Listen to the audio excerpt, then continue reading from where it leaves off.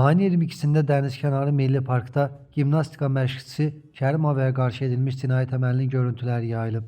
Doğru Xəbər Azərbaycan bildirir ki, görüntülərdən 47 yaşlı Şamxal Nəcəfovun bulvarda hərəkətdə olarkən məhəccərin qarşısında dayanmış gənc qıza fiziki olaraq əxlaqsız hərəkətlər etdiyi aydın görünür.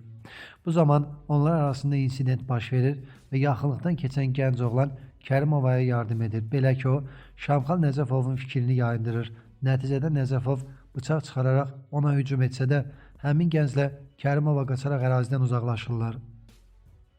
Qeyd edək ki, polisin keçirdiyi tədbirlərlə Nəcəfov saxlanılıb, onun üzərindən 3 ədəd soyuq silah hesab edilən kəsici deşici alət aşkarlanıb.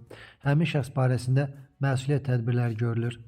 Səbail rayon məhkəməsinin qərarı ilə Şamxal barəsində həbs qəti imkan tədbiri seçilib və o təcridxanaya göndərilib.